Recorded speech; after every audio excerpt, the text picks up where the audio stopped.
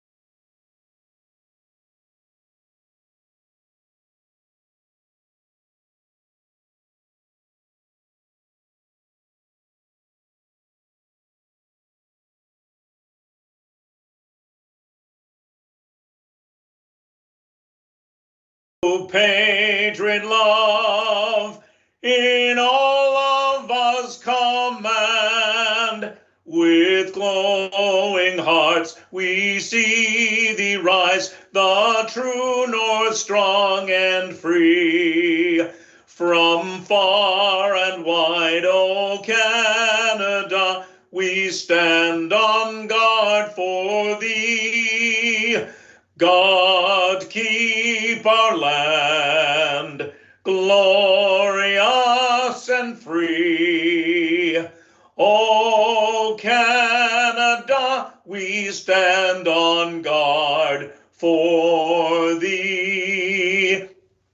O Canada, we stand on guard for thee.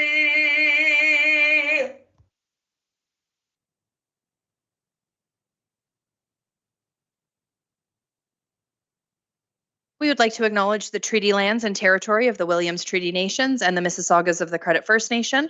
We also recognize that Dufferin County is a traditional territory of the Wendat and the Haudenosaunee and is home to many Indigenous people today. Tonight's meeting is being aired on public television and or streamed live and may be taped for later public broadcast or webcast. Your name is part of the public record and will be included in the minutes of tonight's meeting. Any member of the public connecting via telephone is reminded to press *6 to mute and unmute. Please remain muted until the chair requests comments or questions from the public. Before tonight's open portion of the meeting, we did have a closed council meeting. There is a rise and report. The recommendation is that the minutes of the September 9th closed council meeting be approved and that staff be directed to proceed with the commemorative naming as discussed in closed session, and that the details of the commemoration be released through a formal announcement at a later date, and that the confidential verbal report proposed commemoration of a special person regarding personal matters about an identifiable individual, including municipal or local board employees, be received. Can I have a motion, please? Councillor Andrews, seconded by Councillor Sherwood. All in favor? And that is carried unanimously. The adoption of the minutes of previous council meetings. We do have several. September 9th, council training minutes, September 9th, council minutes, and September 16th, council public meeting minutes. Can I have a motion to approve those minutes, please? Councillor McIntosh and Councillor Stevens. Any questions or comments? All in favor? And that is carried unanimously. I will ask now for community recognition. There is a recommendation that the 12 submissions recommended by Sustainable Orangeville for the best garden contest be approved. I'll ask for a motion to put that on the table, and then I will turn it a motion at mover and seconder, and then I'll turn it over to Councillor Prendergast. Councillor Prendergast and Councillor Andrews. Before I call the vote, though, I'll turn it over to Councillor Prendergast. Thank you, Madam Mayor, through you. Good evening, everyone. I am thrilled to recognize the winners of this year's Sustainable Orangeville Best Garden Contest. These gardens have been nominated and recognized as the very best in our town, showcasing the dedication, talent, and creativity of our local gardens. I would like to extend my heartfelt congratulations to the winners for their incredible contributions in beautifying Orangeville, and additionally, a special thank you to everyone who took the time to nominate their neighbors. Thank you so much. Your support and involvement in celebrating the beauty of our community have been instrumental in making this a success.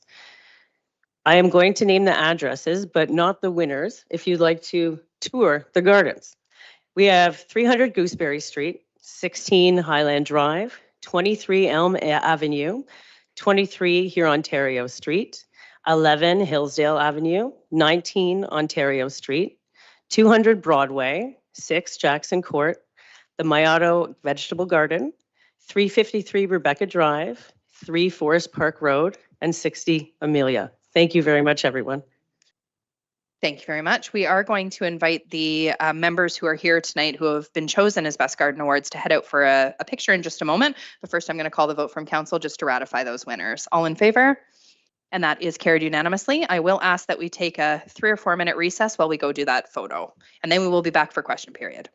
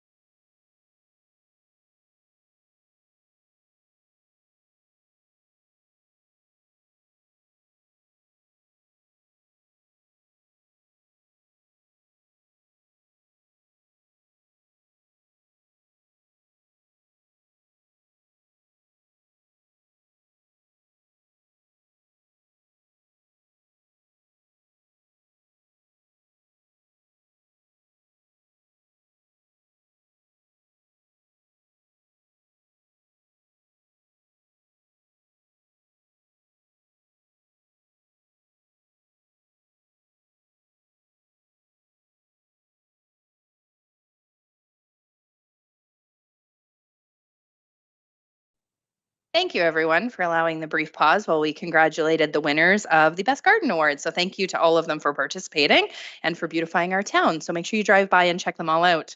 We will now move into question period. Any member of the public connecting via telephone is reminded to press *6 to mute and unmute. And there is a maximum of 3 minutes to ask the question. For all those in the gallery, there is a timer that will go off. And when the buzzer goes off, your question time is done. Evangeline, is there anybody joining us online or by phone? No? Okay. Oh, yeah. Okay. Was there anybody in the gallery that wishes to ask a question during question period? Yeah, come on up. We just need you to state your name and your address for the record, and we'll just get you to turn on the mic there. If you hit the speak button, it should go on for you. Speak or on. Tony, I'll get it for you. Thanks. There we go. Might say Mike, yeah. Thank you. My name is Chris Kasparian. I've lived in Orangeville since 1977, and I live on College Avenue. I know later on in this meeting, there's going to be a discussion regarding opening up the barriers that block College off from the new neighborhood off Veterans Way. As a resident of College and knowing how busy it is currently, I'm a little concerned with what that may mean for the future.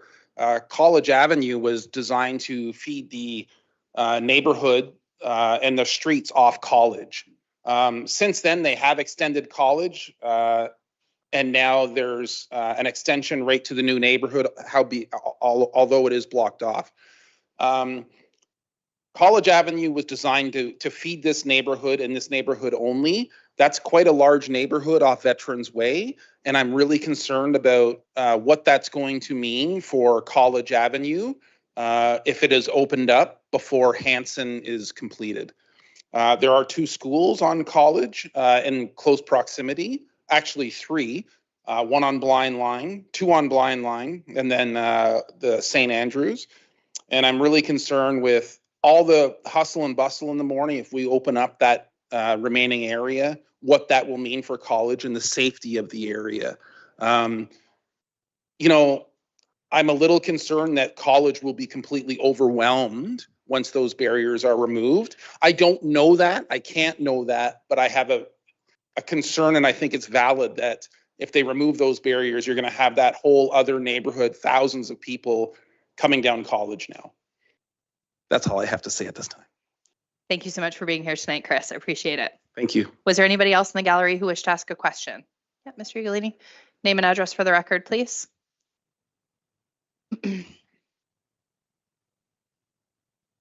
We just need the mic on as well. Ugolini Rick, Cedar Drive, Orangeville. I'd also like to talk about College in Hanson. Personally, I think it's a disgrace that the people in that location have been held hostage for all these years. And I do realize that it could be a problem on College, and that's where we need to take in calming effects, speed bumps, and this proposed new speed radar that take care of most of that problem. And I just don't know. It's been what, 4 terms of council, I guess, since that subdivision has been built, and it still looks the same except for a new bridge. And it just, to me, it's just a disgrace that those people are left hanging out there. They don't get, excuse me, a chance to use transit. Emergency services take longer to get there. And again, it's just a disgrace, and it should be taken care of. It's just a matter of moving 8 concrete barriers, and that road is open. Thank you. Thank you for being here. Was there anybody else from the gallery who wished to ask a question tonight? Okay, seeing none, we will move into presentations, petitions, and delegations. Registered delegates and presenters are reminded that they have a maximum of 5 minutes. There will be a timer on as well, and when the buzzer goes, your time is complete. We will start with Vivian Patho from Burbank Crescent to come up and speak about Solomon's Halloween Dog Parade. Come on up. And the mic is already on, so you should be ready to go.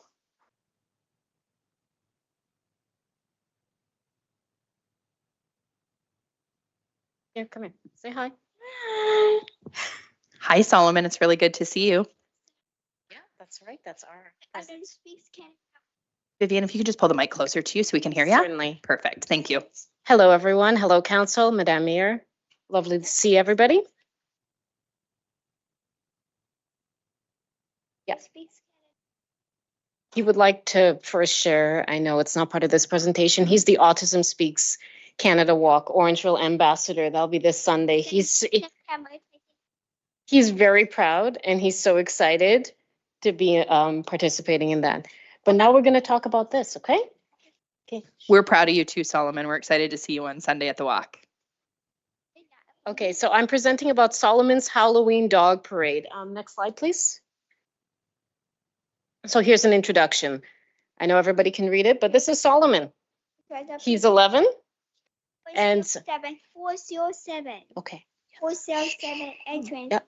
Fourth garden center. that's right. Okay. Garden Look, center. do you want to read? It's a garden center. So he is 11. He's an autistic boy who lives here in Orangeville. A lot of you know him and have seen him in town. He does many different things. He's going to be the Autism Speaks Walk Ambassador this month. And he's also been a part of the Orangeville Wolves. This is the 4th season he's going to be playing for them. He had a great time at the SHI tournament out in Boston in April. And then last year, Major is here. He's now down, but I think everybody's seen Major. Major is a really big part of our life. And this is why we brought him here today. And this is why we're doing this presentation. And additionally, his puppy raiser actually had an Autism Behavior Services Incorporated location on Broadway, right behind where the Topville Jamaican Cuisine is now. And he spent a lot of his time, he was actually raised here in this community, and a lot of people know him because of that. Can we go to the next one? So we're going to talk about Autism Dog Services. I'm going to leave some flyers as well for anybody who's interested. I mean, I think what I would like to tell everybody about here, the most important thing is that last paragraph down there at the bottom. That is what I want to highlight to you. A dog like Major cost us nothing except the care and minor things like his leash, his vest, a registration fee. A dog like this is worth $25,000 to $30,000. There's no government funding for that. This is all on donations. This is all on fundraising. So that's why we're here tonight to talk about this. He's a really important part of our family. This is how Solomon's been finding his voice with Major. And it's fantastic. He even got to ride transit even out in Boston. And it was really special. He's had lunch with the mayor too. He's a special dog. He's a special dog. Hey, can I get the next slide, please? Can someone check on that computer? I'm getting feedback on it. Maybe the sound might be on.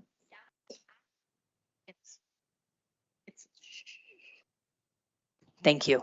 Yeah, it's. Sorry, carry on. Thank you. That's all good. It's 5 p.m. It's 5 p.m. Yes, I know. For midnight. Solomon. Okay, so Solomon's Halloween Dog Parade. So this is something. 20. You want to read it to them? Boston. Love Arena. Love You went, okay. Look. Love Arena. Okay, so I know Solomon is super excited, but anyhow, these orange posters are going up around town. So you guys might have seen these posters. I have more if anybody's interested today. But what it is, Solomon's Halloween Dog Parade is going to be held at Lions Sports Park It's on 4 p.m. Sunday, October 20th, It's 5 p.m. 2024, roughly from 1 to 5 p.m. And we're going to have a dog parade starting at 2 p.m. So owners and their dogs are invited to dress up and come out. We're going to have a paw print fundraiser, which I'm going to show you what it is. It's kind of like what a lot of restaurants have that you can donate to at the event. Right now, we're looking for people to sign up, join our team, create a team, come out, support us.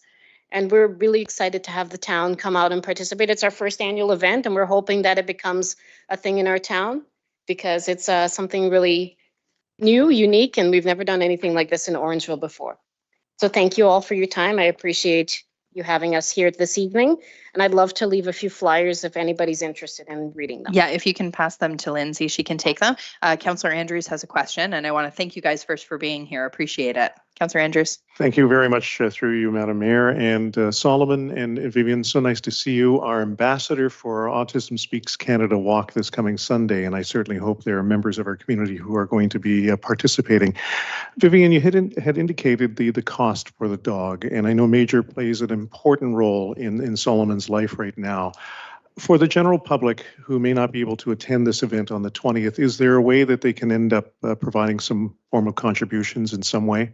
Certainly. Right now, we're actually looking for sponsorship for our event, for anybody who'd like to sponsor us in any way, shape, or form right now.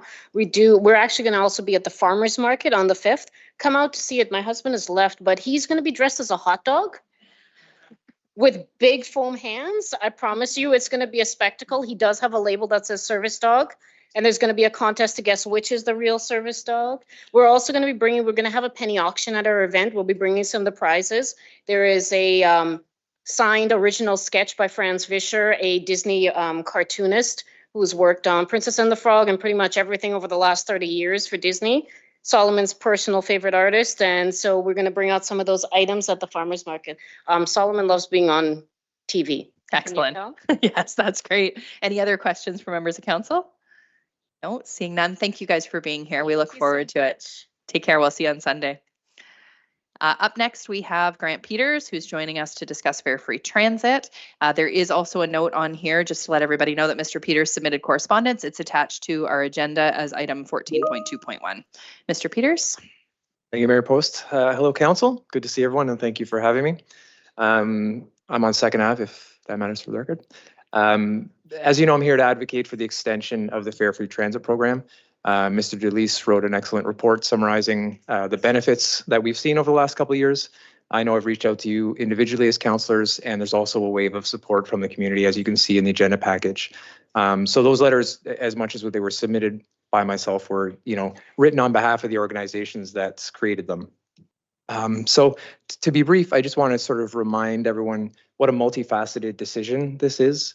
The social impact is incredible. The environmental impact is also very tangible. On top of that, you could get into the weeds and say, all the different ways that it improves the town, right down to parking. The more people on transit, the fewer people in cars, the more parking availability for those people coming from out of town, that sort of thing.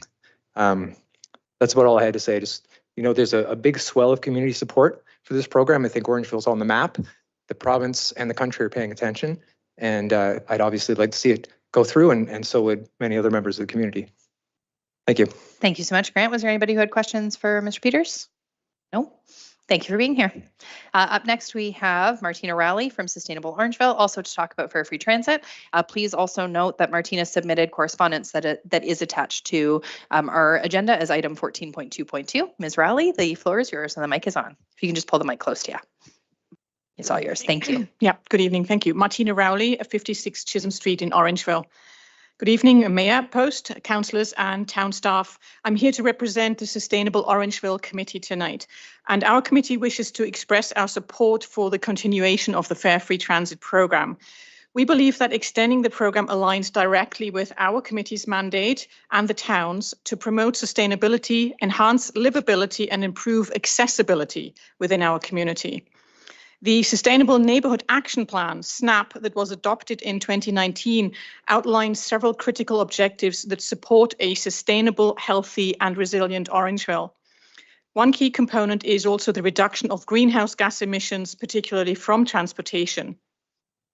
The transit pilot has already demonstrated significant progress towards achieving these goals and others as follows. Point 1. It has significantly increased ridership and accessibility. As per the latest data that was provided by Tony Delis, the Manager of Transportation and Development and Infrastructure Services, there's been a substantial increase in ridership because of the programme. Ridership has more than doubled, increasing from around 100,000 riders per year in 2019 to 225,000 riders so far this year as of June. The growth reflects a strong community adoption of public transit as a reliable transportation option. A marked increase in the bus use has been by youth, seniors, and individuals with accessibility challenges, making public transit more inclusive and supporting our vulnerable populations in the town. Point 2 is the cost efficiency through an increased ridership. Higher ridership improves the cost efficiency in several ways. By people using the service more, the fixed cost of operating the transit system, like vehicle maintenance, fuel, and the staff's salaries, are spread across a greater number of users, thereby reducing the cost per rider and making it a viable program.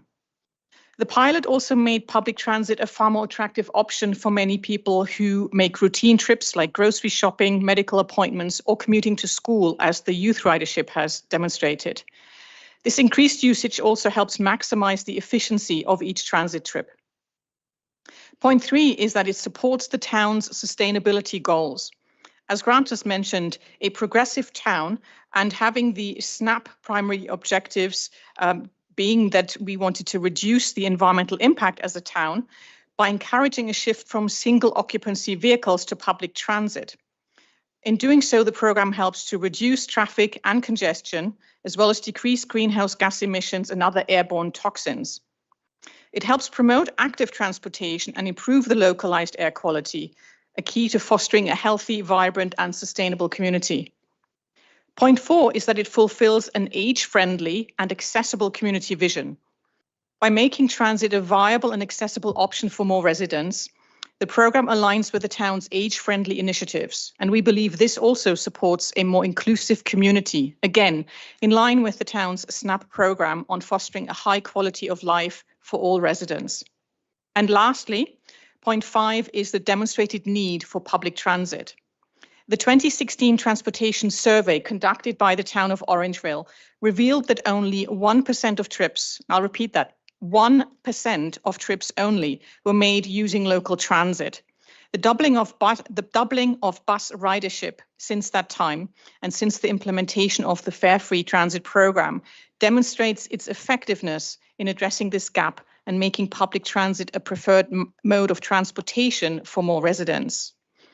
In conclusion, the Sustainable Orangeville Committee encourages Council to continue the proven success of this program by maintaining and further supporting the Fare Free Transit program.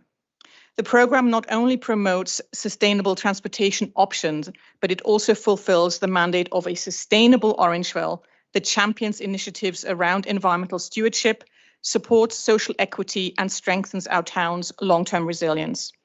We believe that this transit option is an essential component of our town's future as we strive toward becoming a sustainable and inclusive community. Thank you. Thank you very much, Ms. Rowley. Was there questions or comments for Ms. Rowley today? Councillor Prendergast. I just want to say thank you, Ms. Rowley, for taking your time to come today, and the other Sustainable Orangeville members that came to support in the gallery. Excellent. Any other questions or comments? No. Thank you so much for being here, Ms. Rowley. Next up, we will invite Aislinn Main, who is the chair of the Mayor's Youth Advisory Committee, who also wants to speak on behalf of Fare Free Transit. There is also correspondence from the Mayor's Youth Advisory that is attached to our agenda as item 14.2.3. Ms. Main, the floor is yours. All right, good evening, Council. As Lisa said, my name is Aislinn Main. I serve as the chair for the Mayor's Youth Advisory Council here in Orangeville. But I'm here not only representing the Mayor's Youth Council, but also just the general young population of Orangeville and surrounding areas. The Fare Free Transit program that Orangeville has piloted for the past 2 years has been immeasurably beneficial for young people in our town. Most youth have jobs, extracurriculars, and responsibilities that require transportation before they're of an age that they can drive. On top of this, many youth aren't able to drive a car even after they turn 16 due to financial, physical, or other reasons outside of their control. Some youth that I have spoken to have shared that they wouldn't have a job if it weren't for our transit system providing them with a free way to get to and from work. Others have shared that the bus is the only way they have been able to get across town to see family regularly. The Fare Free Transit program has provided a safe, reliable, and equitable means for young people to participate fully and without barriers in our community. It is also well known that climate change is a particularly meaningful issue to the younger generation, and I can tell you that the environment has been a driving factor for many youth who regularly use the bus system. Encouraging the use of public transportation at a young age through a program such as this has and will continue to raise climate-conscious individuals who will continue to use public transportation over private vehicles into their adult years. With all of this said, on behalf of the Mayor's Youth Advisory Council and countless young members of the community, I would like to encourage Council to continue supporting the Fare Free Transit program past its current end date in December of this year. Thank you very much, Aislinn, for being here. Well said and well spoken on behalf of the youth in the community. Was there any questions or comments for Aislinn today? No? Thank you so much for being here. We'll now move into the consent agenda portion of the agenda. The following items were compiled under the consent agenda to facilitate a single vote for council consideration. Council may remove any item from the consent agenda for individual consideration. Was there any items that were going to be removed, Deputy Mayor? Can you turn your mic on and say it again? Thank you. 14.1.1. Thank you. Any additional items from any members of council that are going to be removed today? We do need to remove item 14.1.3 because we do need direction on that for the different committees. So I will remove that one. And any others from anybody? Okay. So the recommendation is that all consent agenda items for the current council meeting listed under 14.1 staff reports, 14.2 correspondence, and 14.3 committee board minutes be received or approved as presented with the exception of the items removed for individual consideration, which include 14.1.1 and 14.1.3. Can I have a motion, please? Councillor Stevens and Councillor McIntosh, all in favor? And that is carried unanimously. We will now move into the first staff report being removed, which is by Deputy Mayor, 14.1.1 for the Fare Free Transit update. Deputy Mayor. Thank you very much, Mayor Post. Just wanted to speak to this and first of all, put everybody at ease. I am going to support this. I have not supported it in the past, but I will be supporting it tonight. It still bothers me, the report. There's a few things with the report that I call into question. One is, I don't think that it's a fair assessment to be looking at what the cost is per rider. At the end of the day, it's bottom right. If it costs $100 to run the program, it costs $100 to run the program. Right now, we don't know the financials, and we won't know the financials until we get through this period of time with the gas tax. So I'm prepared to wait, and we'll wait and see, and obviously see how this goes. Obviously, the ridership is up, which is wonderful. I would also like to call out that the timeline is a bit odd to me. I would prefer that this council make the decision, and therefore I think that we should deal with it ourselves prior to leaving. Right now, we're kicking the can to the next group. We're arguing about 6 months. I could be convinced either way, but I would prefer that we deal with it as opposed to making an election issue or leaving it hanging there. So those are my thoughts. I look forward to the gas tax report and finding out. And at that point in time, I'll weigh in and be firm with a decision. I'd just like to say I'm still skeptical as I sit here today, but I'll be voting in favor tonight. Did anybody wish to add any commentary about the timeline, Mr. Koslak? Through your worship, one of the reasons we looked at the timeline was to have it go through this term of council. So it was currently ending the end of this year. So we were recommending it going to July 1st, 2027, which would allow the election to occur the end of October 2026, allow the new council or current council to be able to review that after the election early in the new year. So it wasn't a plan of kicking it down the street. It was more just so this council wasn't committing another council to another financial. Thank you. Any members of council wish to speak? Councillor Andrews, Councillor Stevens. We'll start with you, Councillor. Thank you very much, Your Worship. I'm in full favor of this decision. I appreciate the detail in the report and, of course, the members of our community and organizations that have stepped forward with support, be that the support that we've received in council package and those that have also express themselves verbally. There's one omission, and I don't know if this is the appropriate time, but I do want to express a organization that is near and dear to many of us, which is Community Living Dufferin.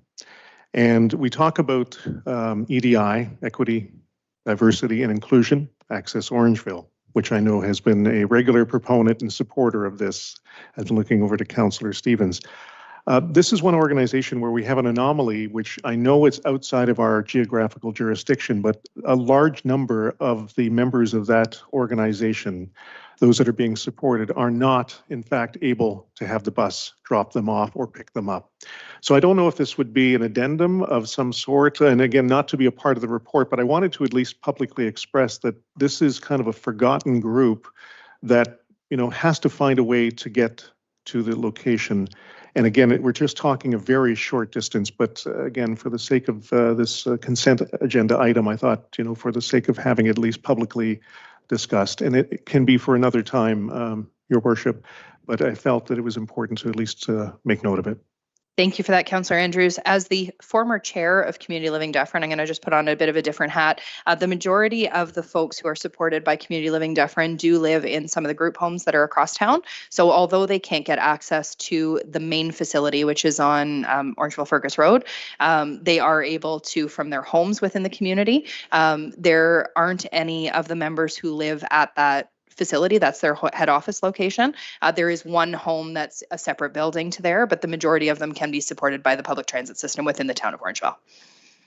And again, not to stand corrected, I just wanted to make sure that for those that in fact are utilizing the facility, because there are those that in fact are working at their location who don't have access, and there have been examples where some of the those that are being supported are walking from their last point of being dropped off, and from a safety perspective, that's where I was going with that. Oh, I understand. Thank you for that. And perhaps that's something, Mr. Koslek?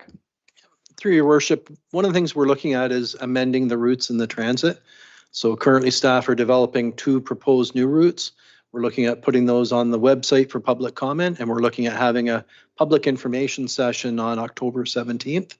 Currently that date's tentative, but we're looking at setting that up. And that's where we'd obtain a lot of the feedback from people such as that, just to say, okay, can we go into this area? We'll have the current route, and we'll also have the 2 new routes that are proposed, just to be able to get the feedback. And then we're looking at bringing it back to council on November 18th once we've had input from the public. So there'll be a good opportunity for that, for people to comment. Excellent, thank you. And one other item that I'd like to add, Councillor Andrews, is that both myself and the Deputy Mayor sit on the Transit Committee, the newly formed Transit Committee at the county. And one of the things that we're looking at is perhaps an on-demand system of some sort. So as we discuss it, I think that's a good location for us to consider as well. Yeah, thank you. Councillor Stevens. Thank you, Your Worship. Through you, I just want to say thank you, Mr. Peters, for coming to our committee from Access Orangeville.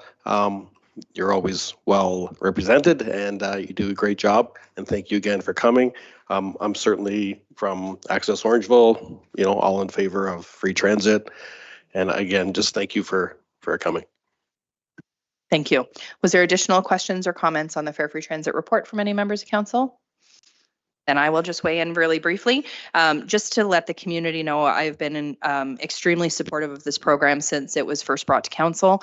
As I continue to represent Orangeville as the mayor at different organizations and across the province, and even across the country with our relationship with FCM, this is the first program I talk about. When people talk about Orangeville, I tell them what we're doing, and all of them are blown away, and they all want to find out how we're doing it, how it works, what we're doing differently, and they're extremely supportive. In a lot of larger municipalities, it's a little bit more difficult because the fares are a much more significant offset to some of the costs, where here it's not quite as high, so it's a little easier for us to stomach the difference that we lose in the fares. Realistically, with the fares, we were only making about $150,000 a year towards the cost, ish. I'm giving a rough number there as I look at Mr. Koslek for affirmation. So it's not a significant amount, and we're going to run transit regardless. If transit, I'm just going to use blanket numbers. If transit costs us $1 million to run and we're getting $150,000 back, that's the cost of the Fare Free Transit program. And I want to be clear on that. The cost of the program is not $1 million because we're going to run transit regardless. So the amount that we're really talking about is that difference in fares, which we're still hoping that we're going to see offset in the gas tax money, which we'll hear about in very late winter, early spring from the province. They'll reach out to us. I've heard so much positive feedback about this program from different populations within our community that I wasn't necessarily expecting feedback from. A large portion of the seniors in our community, I didn't realize were only budgeting to use transit once a week to go get groceries and come home, and then they were staying home. Now I'm hearing from them that they're going out multiple times a week, they're coming downtown, they're meeting their friends, they're walking the neighborhoods because it's accessible for them to be able to do so. And it was a portion of the population that it was kind of one of those unintended benefits, I think, that I wasn't thinking about when I voted to support the program, that I continue to hear the positive reinforcement from the community about what a great social program it is. So I will wholeheartedly be supporting it. My recommendation at this point is that we move the recommendation that's in the agenda. If that fails, Deputy Mayor, you could put your motion with a different timeline on it. The recommendation in the agenda is that report INS 2024-43 Fare Free Transit update be received, and that council provide direction to staff to continue the Fare Free Transit program that is set to expire on December 31st, 2025. 2024 until July 1st, 2027, and that staff be directed to report back to council in the spring of 2027, seeking further direction from council as it relates to the continuation of the program at that time.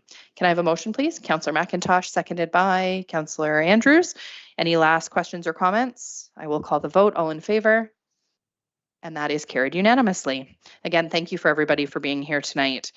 Next, we will move on to committee updates, which is 14.1.3. The reason that we need to look at this one is we need to decide which option we're going with.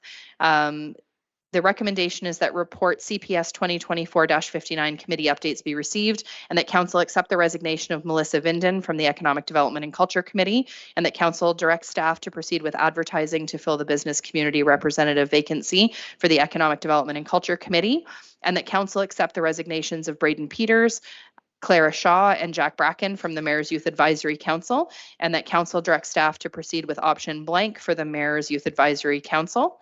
I would like to recommend that we proceed with advertising for those positions. Those three have left for post-secondary education. As the Mayor's Youth Advisory Council is a bit of a moving committee, there's often people that are leaving for post-secondary. I think it's really important that as we get vacancies, we continue to fill them. Our terms of reference do state that we can operate with the number that we have now, but I think it's really important to get up to that 10. So that would be my recommendation, that we proceed with the option to post for the committee. Can I have a seconder for that? Councillor Andrews. Any last questions or comments on that item? All in favor? And that is carried unanimously. We will now move on to my really long notice of motion prior to the meeting. I will read it out and I'll give a little bit of background on it. I did speak about it at the last meeting. Recently at the Ontario Big City Mayors, they've put a call out to the province and the feds to work together to really solve the humanitarian crisis that's happening in the province when it comes to homelessness, and to take the burden off of municipalities who are working to solve these social issues, which largely were not ever meant to be a part of our property tax base. They're looking for support for their Solve the Crisis campaign. So I've put forward the following notice of motion, and again, I will read it. The recommendation is that whereas there is a humanitarian crisis in Ontario among our streets in small, large, urban, and rural municipalities, whereas the cases related to homelessness, mental health, and addictions continue to rise, with 3,432 drug-related deaths in 2023, an estimated 234,000 Ontarians experiencing homelessness, and over 1,400 homeless encampments across Ontario communities.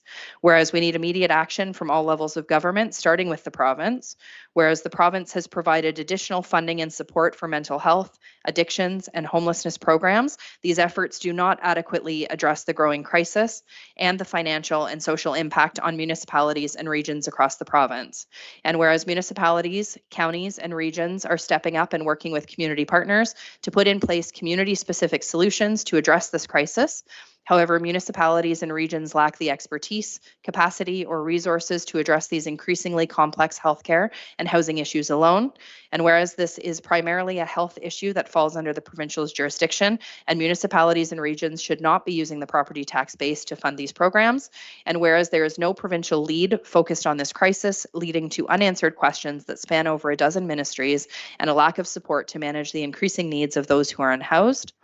Now, therefore, be it resolved that the town of Orangeville supports the Ontario Big City Mayors Solve the Crisis campaign, and that the provincial and federal governments to commit to immediate action to solve the humanitarian crisis that Ontario is facing, as the number of unhoused individuals and those suffering with mental health and addictions grows exponentially, and that the province officially makes homelessness a health priority, and that the Premier of Ontario appoint a responsible minister and ministry with appropriate funding and powers to act as a single point of contact to address the full spectrum of housing needs, as well as mental health, addictions, and the wraparound services, and that the provincial government strike a task force with broad sector representatives, including municipalities, regions, healthcare, first responders, community services, the business community, and the tourism industry to develop a Made in Ontario action plan to ensure that solutions can be implemented quickly and effectively to tackle this crisis, and that the provincial government provide the adequate, sufficient, and sustainable funding to ensure that municipalities have the tools and resources to support individuals suffering with mental health and addictions, including unhoused people, and those from vulnerable populations that may be disproportionately impacted, and that the residents across the town of Orangeville and within Dufferin County join council in appealing to the provincial and federal governments by visiting solvethecrisis.ca and showing your support, and that a copy of this motion be sent to the Right Honourable Justin Trudeau, Prime Minister of Canada, the Honourable Sean Fraser, Minister of Housing, Infrastructure and Communities of Canada, the Honourable Doug Ford, Premier of Ontario, the Honourable Sylvia Jones, Deputy Premier and Minister of Health, the Honourable Paul Calandra, Minister of Municipal Affairs and Housing, the Honourable Michael Parsa, Minister of Children, Community and Social Services, the Honourable Michael Tibolo, Associate Minister of Mental Health and Addictions, to the County of Dufferin, local area MPs and MPPs and heads of council, the Association of Municipalities of Ontario, and Ontario Big City Mayors. That was a long novel. Can I have a seconder, please? Councillor Andrews. Was there any questions or comments? Nobody has anything to add to that after all that? All right, all in favor? And that is carried unanimously. We will move now to 15.2, and I will turn it to Councillor Stevens to talk about his motion. Thank you, Your Worship. So I'm just going to read my motion, then I'll talk about it after. Recommendations. Whereas in 2017, due to the construction to connect the easterly portion of Hanson Road, barricades were placed at the intersection of College Avenue to prevent through traffic. Whereas in March 2022, residents residing within the residential development west of Hanson Boulevard raised concerns with only having one way in and out of the area. Whereas in response to the concerns raised, staff retained Triton Engineering Services Limited to conduct a traffic study entitled College Avenue Traffic Review to determine any impacts of removing the barricades on College Avenue. Whereas at council meeting on May 16th, 2022, staff brought forward a staff report, INS 2022-038, which included the findings from Triton and the recommendation to remove the barricades on College Avenue and open the road to allow vehicular access. Whereas the recommendation was voted on and defeated and the barricades remain in place. Whereas with delays associated with the completion of Hanson Boulevard and ongoing construction in the area, the concern raised, any recommendations brought forward in 2022 remain outstanding and should be reconsidered. Now, therefore, be it resolved that staff be directed to review the report prepared by Triton Engineering Services Limited, entitled College Avenue Traffic Review, to determine if there is still relevant and to determine whether there are any significant changes, report back to council with options to open College Avenue at Hanson Boulevard. And that the staff report be brought forward at the council meeting on November 18th, 2024. It's got to change pages.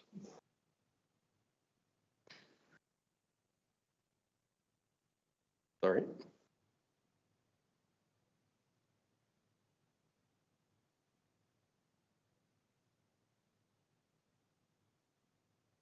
So I'm asking for council to vote in favor of a new staff report, updating all of us regarding any potential changes that may result in opening up College Avenue, so the Veterans Way subdivision have a second route in and out of their subdivision. We as council must do what's right for all of our residents and not just what's good for one subdivision. I don't think one subdivision is more important than the other. I think with the proper safety measures in place, we could open up College Avenue. I'm hoping that in the staff report, an update on the development of Hanson be provided, and if the town and developer could come to some sort of agreement that the town build Hanson Road and recoup the funds from the developer once the developer starts building the homes. In May 2022, previous council voted 6-1 not to open College Avenue, and the staff recommendation was to open the road. Council made recommendations, one of which to discuss more safety measures with the residents on College Avenue, as the council then wanted the residents on College Avenue to feel safe. Just wondering if this was ever done. And I'll leave that question open for now.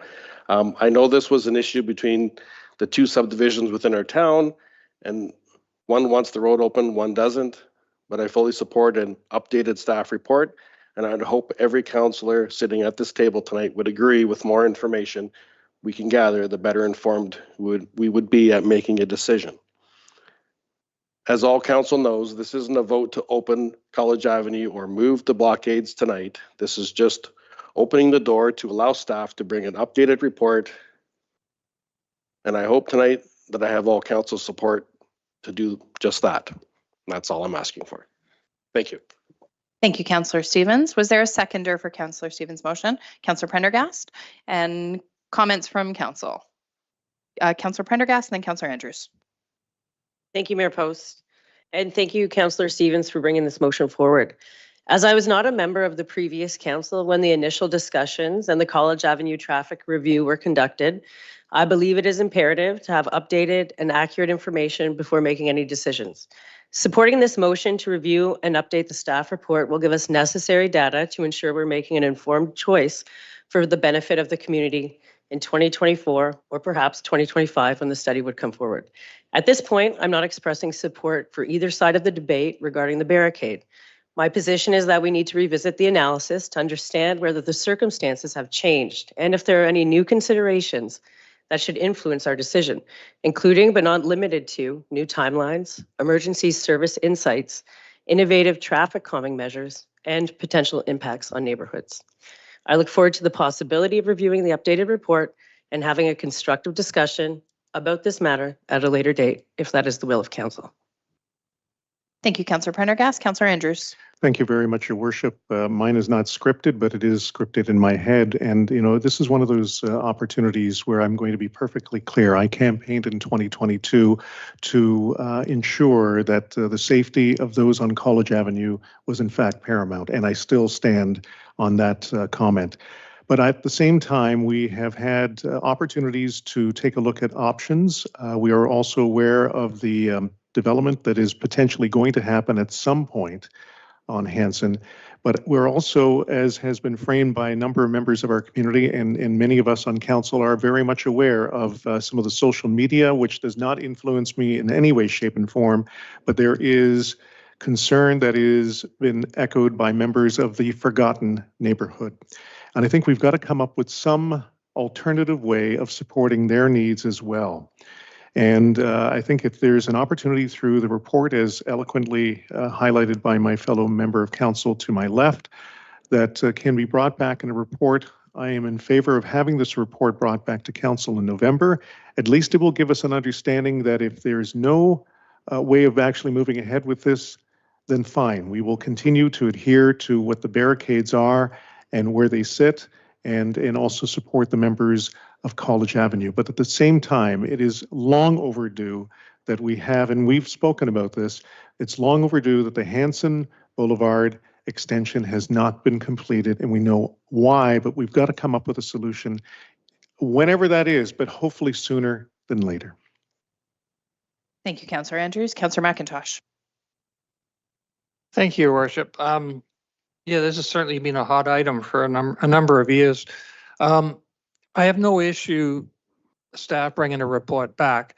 I would like to, and I did bring it up last term of council, why the town couldn't purchase that piece of road and hold it for the developer and have them pay us back. At the time, I was told, well, it's only going to be another year and a half and it'll be built. And it'll take us that long to do what we've got to do. Well, that was 3 years ago. So it didn't come to fruition, but I certainly would be in favor of doing something like that. And if that could be included in the report, if this motion does pass. Thank you.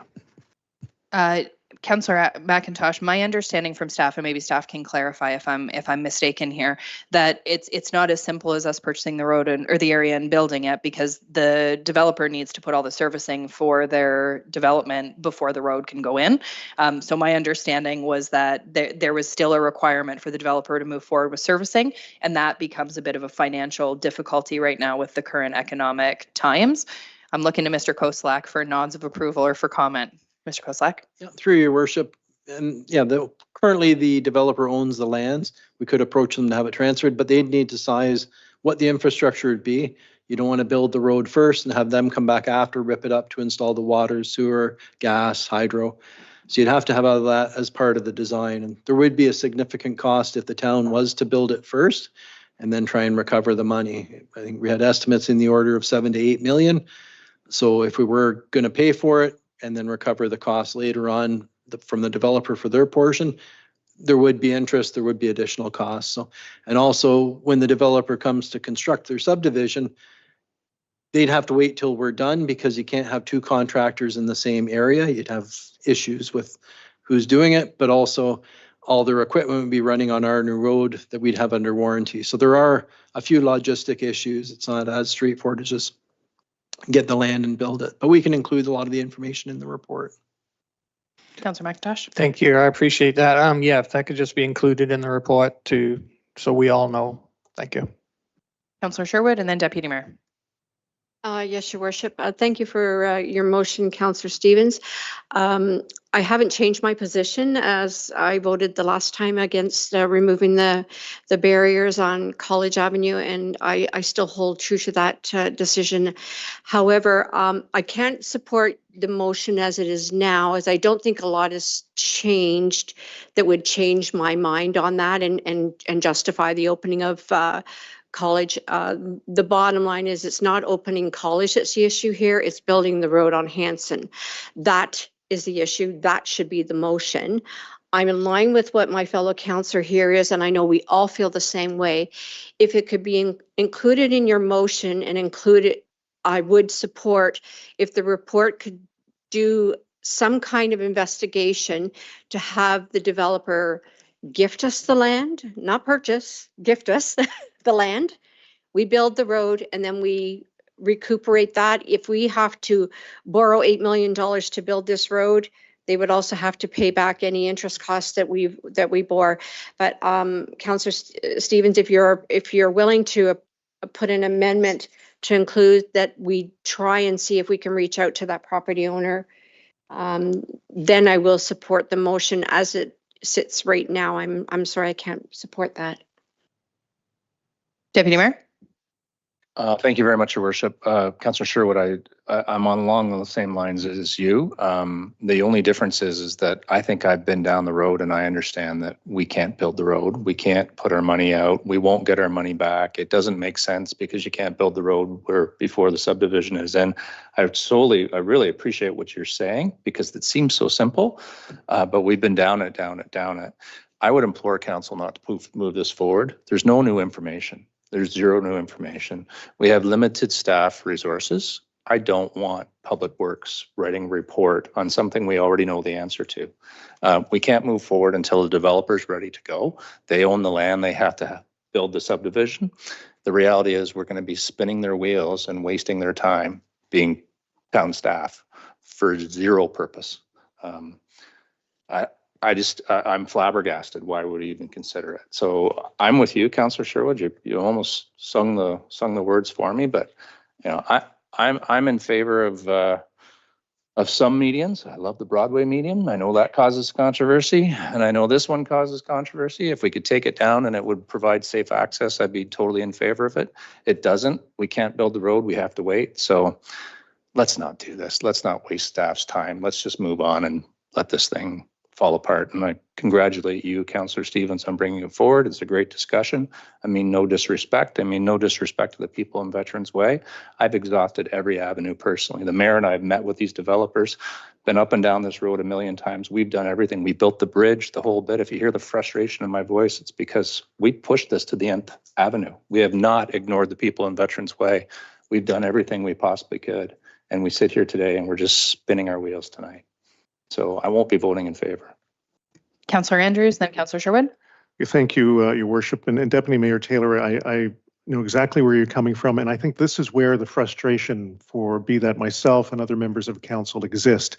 It's almost like we have, unfortunately, our hands are tied and we're trying to come up with some solution that ends up supporting the members of our community. And I think this is the problem that we have, is if there was any way of getting this move forward, that's really one of the reasons that I'm, wanting to support this, because what it's doing, it's hopefully getting some traction to getting this particular item dealt with. Where I'm also wanting to go very quickly, if you don't mind me, Madam Mayor, is as some of us who were in the previous term, we also have had the presentations on traffic mitigation, various types. We had a consultant that gave us an extensive report, and I take a look at other communities that I've been fortunate to either connect with or have driven through, and we really have not in my opinion, again, this is not being critical, other than I don't think we have really moved ahead with the recommendations that came from the consultant. And if that was an opportunity for us to implement some form of traffic mitigation, that would be an opportune location to do so, if by chance there was even some form of consideration to remove those barriers. But I do not want in any way to have those barriers removed unless we have something that was recommended in that consultant's report. So, Mr. Koselleck, is there any thought on moving ahead with some of those points that came in the consultant's report? And I'm trying to remember how long ago that was, but that was some time ago. Yeah, there you go. Mr. Koselleck? Thank you. Yeah, through your worship, that's something we'd look at if the road was going to be open, because you would have additional traffic on the road. So we would look at traffic calming options. Some of the areas we've done it as part of the road resurfacing project. We've done narrowing of the roads. We've done a few different aspects, but we'll continue to look at it as part of the new subdivisions and new work.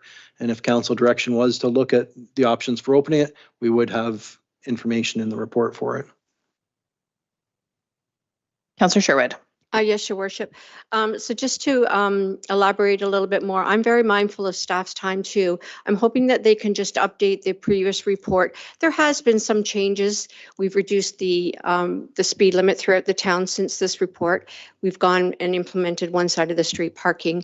We've put a stop sign at Fieldgate. So there are some couple little things that would change the report slightly. I would hope that, other than my suggestion about reaching out to the landowner about maybe coming up with this deal, it would help solidify why we are standing in the position we're standing. That's the only reason I'm asking for that additional report. So, like I say, I'm still not going to change my mind. I'm still not going to say take the barricades down in College without the road from Hanson. But I think if we get an update on the report, with those significant changes that have happened since 2022, then I would feel better as a councillor justifying the decision that I make, and the my personal feelings. I have no problem standing by my votes. So again, I would only support this if an amendment is made to include that. Deputy Mayor. Lots of times when you're in a situation, the more people speak, the better. And I'd love to hear from you, Mr. Smith. What's your, what's your counsel? Mr. Smith? Yeah, thank you very much for that. I was going to, if Councillor Sherwood's motion got more traction, something like that would be difficult to negotiate. It would take time. If council wants something like that advanced, I would separate it. We would not be able to make a November date with some kind of negotiation with the developer. I would say, with my experience, it's very, very, very unlikely that we would be able to do some kind of agreement with them. It's possible we could put in at great cost infrastructure that could sit for 10 years. And then what are you doing? And the infrastructure could go in the wrong spot because the subdivision could change over time. So if it was just a road with no infrastructure, it sounds reasonable, but with all those other elements, it's very complicated. Like we're building a subdivision, so everything's got to be perfect, and it's unlikely we would have an agreement with the developer over time, potentially, but you'd need probably 9 months to a year to develop something like that. Thank you, Mr. Smith. Deputy Mayor? Mr. Smith, is there new information that staff would be sharing with us? Do you recommend that your staff go ahead and spend their time on putting together a report? Well, I think that it's I think it would be appropriate to bring it back to council. That there is some minor things that would change, but I think it's also an opportunity to educate the residents on College on what is coming. Because what they're experiencing now is not what they're going to experience in the future. When the subdivisions in that area are built out, they are going to see significantly increased traffic. And I think by continuing this, which is a reasonable solution, it may be setting a false sense of what to expect. So I think to answer your question more specifically, I think a report would be good. we're not, between now and November 18th, it's not going to be lots of effort. We're going to look at the report that we did before. We're going to update it. And again, it's an opportunity to educate people about what will come over time. Councillor Andrews? I just wanted to, through you, Your Worship, Mr. Smith, could that include also some of the traffic mitigation components that have been spoken about at this council? Sure. If the staff recommendation, I believe it was in the last report to open college, we could definitely include some more modern mitigation methods. We are seeing those. One of you said, and I forget who, I'm sorry, if you're not going to support it though, if we bring out the best report and says open it for all these good reasons, if you're still going to vote no, then don't lead us down the path. And I say that with much respect. There's lots of fish to fry on this one. Councillor Prendergast? Thank you, Mayor Post. I think we too should also think about the members of the community that might be new to the community and who were not here in 2022 and who might like to engage publicly on this issue. If we bring the report forward again, they might be able to delegate or provide their opinions in a more public forum. Deputy Mayor? Councillor Stevens, then Councillor Sherwood. That was very articulate, Mr. Smith. Thank you very much. So I would just like to share, I am not in favor of spending time on a staff report that I'm going to vote no to anyway. So I will be voting no, and just want to be very clear about that. So thank you for your counsel.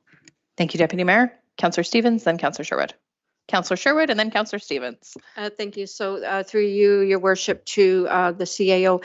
So as the motion is written, are you saying that staff is willing, if a report does come back, to include, whether or not we can reach out to the developer about acquiring the land, or do you need that to be included in the motion for clear direction? Even with direction, it would be very difficult for us to do that by November 18th. When I just look at timing of scheduling meetings, the number of meetings we would have to have, I don't think that's an expectation that we could meet. It is something we could work on over time, and we could think about it. We could huddle with our staff and present back a path forward. My suggestion would be that you separate out the two issues because they are somewhat disconnected. And we would need significantly more time to do that. But I just want to re-echo what I said earlier. It's highly unlikely that we would get into an agreement that we would assume transfer of the property, as Mr. Koslik said. We're building a road, but the developer needs it to do his construction on. So there's going to be damage to a new road. It's going to be restricted travel. It's the horse before it's the cart before the horse. They're not so eloquent that time. Councillor Stevens. Thank you, Your Worship. I respect everybody's opinion. I'm just gonna reiterate that I think we need to at least get a staff report back for all the residents in both neighborhoods. And I'll leave it at that. Thank you, Councillor Stevens. Any last comments before I give mine? Everybody good? Okay. I've struggled with this one because for Councillor Stevens and Councillor Prendergast, who weren't here the first time that the decision was made, I highly respect why you brought this back. I really do. Where I'm struggling with it is some of the stuff that the Deputy Mayor's already talked about. We've been through this path. We've had conversations. I've stood on College Avenue and watched the traffic that exists there already. The conversation that we had back in 2022 was about when the right time to open college was. And fundamentally, college would have been opened from the beginning if it was the right thing to do. The barricades never would have gone in the first place. The reason the barricades were put in place is because it is not meant to be a road that takes the bulk of the traffic. When Hanson is connected and takes the bulk of the traffic, that's when it's an appropriate time to open college. And I agree with what CAO Smith has said, that College Avenue residents, when college does open, there will be increased traffic on your street. My concern is that at this moment in time, taking the bulk of the community on Veterans Way and driving them down College is not the right thing to do. We continue to have concerns with College as it is right now, with traffic, with reports of people running stop signs, all sorts of stuff. As was mentioned by the delegate that was here today, there are 3 schools in the area. There's tons of families and tons of kids. It's one of the areas that I receive the most concerns about speeding already and traffic issues already. The reason back then that we didn't that we made the decision 5-2 not to open it was because of all of those reasons. To me, fundamentally nothing has changed. I continue to have ongoing conversations with the developers. Myself and the deputy mayor have met with them. I think it's really important to note that the developers changed over recently, a year and a half ago or so, was when, maybe 2 years ago, was when the new owners of that land have purchased that land. We have met with them several times. They understand the importance of the Hansen connection. They really do. Right now, unfortunately, economics are working against them. It's not a great real estate market. It's not a great time to be a developer. As you can see, all development has stalled, not only in our community, but across the province, because houses aren't moving right now. The real estate market and the development market has changed significantly. So they are committed to doing this, but they're committed to doing it when the economics make sense for them. I understand, and I think in your preamble, Councillor Stevens, you made a comment that we can't pick one neighborhood out over another, and I'm not doing that in any way. Again, when the residents of Veterans Way moved in, they had one access point. Nothing has changed with that. Yes, at some point, Hansen was supposed to be connected and College would open at that point, but there was never a promised time. And I wish that it had happened 10 years ago. I wish it had happened 3 years ago, 5 years ago, through all those terms of council. But there was always one access point. And unless they were sold a bit of a bill of goods from their real estate agent, there was never a timeline to that. So they purchased knowing that there was one road in and one road out. And that eventually that connection would happen once the development and the community growth made sense for it. So to me, fundamentally in that area, nothing's changed.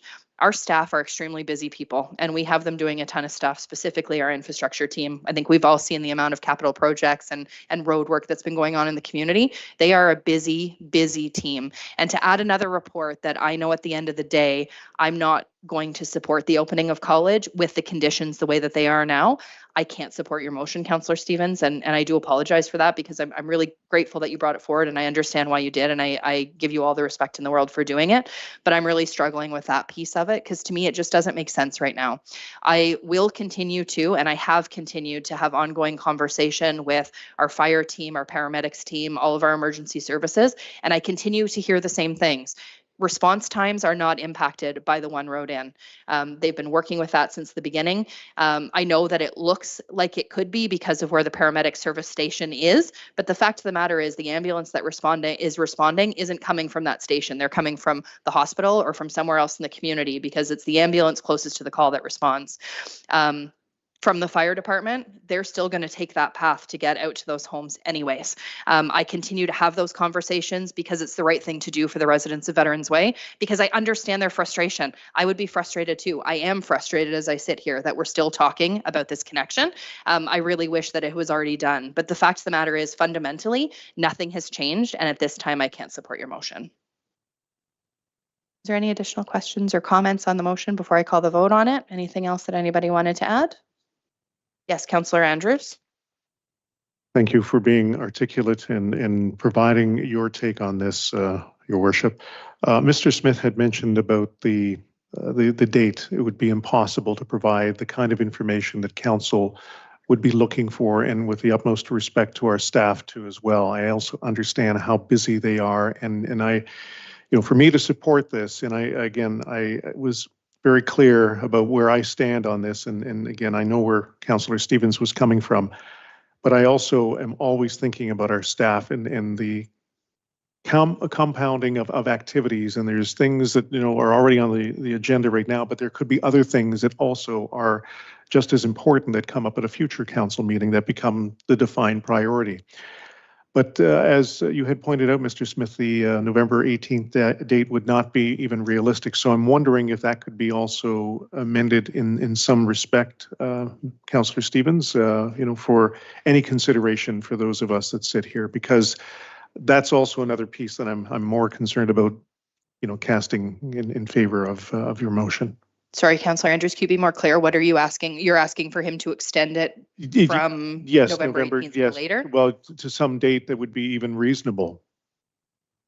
CA I can Osman? comment on that, and I must not have been clear. I think the November date is reasonable for the initial request as the motion is. It was with the added element of negotiating something with the landowner and developer that wouldn't be achievable by the date, but the original motion I think is appropriate, unless you want us to have more time. But Councillor Andrews?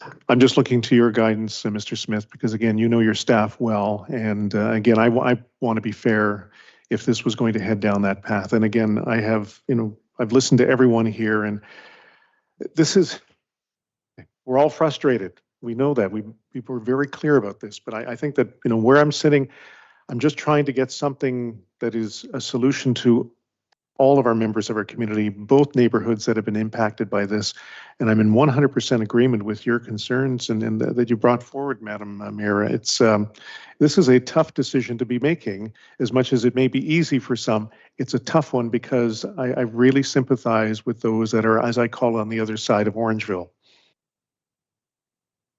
Thank you. Additional questions or comments? Just the one last comment that I wanted to add is again, I'm very supportive of those folks in the Veterans Way neighborhood, and I understand their frustration. I don't want this to become one neighborhood against another, but again, one of the reasons that I voted against this back in 2022 is because putting one neighborhood's problems onto another neighborhood also isn't the right solution. And that's exactly what I feel that this would do if we open those barricades. Is it's going to create a whole new whirlwind of problems for College Avenue, and then we're going to have multiple problems. So fundamentally, again, unfortunately, I can't support it as it is. At this time, if there's no other comments, I will call the vote on this motion. So all in favor? And those opposed? Councillors Sherwood, McIntosh, Mayor Post, Deputy Mayor, and Councillor Andrews opposed. Thank you very much, Councillor Stevens. Okay, we are going to move on to notices of motion at tonight's meeting, and I do have one. I am going to apologize because I'm going to also ask for a motion to waive notice. Recently, as we speak about paramedics, the training room at the paramedic station on Blind Line was flooded. Unfortunately, there is significant amount of damage and remediation needed to that part of the facility, and the repair will be a significant project. I heard from Chief Staples that the recommendation right now is for them to avoid that area because there was mold found when air quality sampling was done. Now that space, again, it's in the one area of the facility. So the rest of the facility is fine, but the space that was damaged historically has been used by the hospital and by the paramedics for training and for meetings, and there was no charge for anybody to use that space. So Chief Staples reached out to see if the town of Orangeville had a space that we could support them with to utilize in the interim while the work is being done. The room wouldn't be used often or regularly. The hospital uses it about once per month, and there are some trainings that are already scheduled by the paramedics that are about 3 days each in length. I did reach out to Ms. Savage, and she's looked at some options that would be appropriate, but the staff do not have the authorization to approve a waiver of the fees that are assigned for the use of those spaces, and it would fall outside of the parameters of the community services agreement, which is one tool that they do have. So my ask today is that council provide staff with the approval to work with the paramedic services to find temporary town-owned space that could be used at no charge for training and meetings while the remediation and construction of their building is occurring. I did write out a motion, and then I will ask for support, and I will ask for support to waive notice because it is time sensitive. So my motion is as follows. Whereas the Dufferin Paramedic Services Station on Blind Line recently sustained damage due to flooding, and whereas the recommendation is for them to avoid the area during remediation and construction, and whereas Dufferin Paramedic Services and Headwaters Healthcare Center both utilize that space for training and meetings, and whereas they are in need of space on an interim basis, now therefore be it resolved that the Town of Orangeville Community Services staff be directed to work with Dufferin Paramedic Service to find a temporary town-owned location that can be used, and that the hourly nonprofit rate from the room rental program be waived for the duration of their use of that space. Could I have a seconder for that motion? Councillor Andrews. And before we call the vote on that one, can I get a motion to waive notice? Yes, no, you're shaking your head no at me. I did that in the wrong order. Am I in the wrong order? Okay, so that motion's not on the floor. The motion to waive notice is on the floor first. Okay, you speak. I'll let you turn it over to clerks. Sorry, through you, Madam Mayor. According to the procedural bylaw, a motion to waive notice is only required if a member of council is opposed to council dealing with this item this evening. So you may ask if there's a member of council opposed to bringing this motion forward. Is there any member of council opposed to bringing this motion forward? Wonderful. So I have a mover and a seconder. Was there any questions or comments on this item? Councillor Sherwood and then Councillor Andrews. Yes, Your Worship. Do you have any idea on the timeline for the remediation and construction? Not at this time, not as far as he told me. I don't know if he gave you any time either. He did say it was going to be a significant project. So it would be great if we could help them on the interim and perhaps they could look to find additional space. Well, this just kind of buys them some time. So I think the conversation would be that it's a temporary agreement that we would work on, provided that they're going to be continuing to look elsewhere for space as well. Yeah, Councillor Andrews and then Councillor Prendergast. Through you, Your Worship, the question I have for you, just so that I heard what I heard correctly, it is meeting space that they are requiring. Was there any consideration with the upper tier, which is the County of Dufferin, because they do also have meeting space at the Elderbrock Centre? I'm not sure if he reached out directly to the County of Dufferin or not. There is limited space because there's construction being done at the Edelbrock Centre as well because of some flooding that had happened there as well. So there's some work being done on that building as well. And perhaps the conversation happened, but he did reach out to me directly. Well, so I thank you for that clarification, so I have no objection. No, thank you. Councillor Prendergast? Mine is along the same lines. Just for my understanding, paramedics are funded by the county. Is that correct? I would just be interested in knowing what the possible financial or revenue generation loss would be by giving them this room for free. If our taxes are going to the county, then perhaps they could be paying for the room that we would otherwise rent out. Ms. Savage? Through you, Mayor Post. We would find space and availability within our existing rental program. So rooms that are not currently being used, we wouldn't consider it revenue loss because they're not being used. So if we have that theory, you know, wear the carpets out, get people in there, then this may be a good option to support our community partners. Thank you. Any additional questions or comments? Okay, I will call the vote then. All in favor? Any opposed? No? Okay, carried unanimously. Thank you very much. We are now in the portion for announcements. Was there any announcements tonight? I looked at Councillor Andrews because he's usually first to put his hand up. Go ahead, Councillor Andrews. I don't mind being second or third, but this is just a reminder for those that may be looking for employment. We have our job expo that is being put on by our Economic Development and Culture Department. This is being held October 1st at the Best Western. So just a reminder of the previous reminder I had 2 weeks ago. So thank you, Councillor Andrews. Councillor Prendergast. Thank you, Mayor Post. The 4th Orangeville Scouts will be out for Apple Day on October 5th. So if you're at the farmer's market, you can look for yours truly all around town, Alder, lots of the grocery stores, and it is the main fundraiser for Scouts in Orangeville. Thank you. Thank you, Councillor Prendergast. Councillor Stevens. Thank you, Your Worship. So my first one is Orange Minor Hockey is hosting their annual tournament this weekend. 97 teams, 224 games or something ridiculous thing. But anybody who would like to come out, we are working with the food bank and all the teams are supposed to bring some goodies. So hopefully that goes well for the food bank. And secondly, Access Orangeville is having their first meeting with the county. So Shelburne and Dufferin County are meeting October 1st and looking forward to getting an inclusive group. Excellent, thank you. Was there any other items from anybody? I have 2 if there's not. I will start by saying that our local Orangeville Blitz hockey team is having their home opener on Friday, October 4th over at Alder. I think the time's about 8 o'clock is when the puck drop is, so it'll be great to see the Orangeville Blitz in their new uniforms under their new ownership representing the community.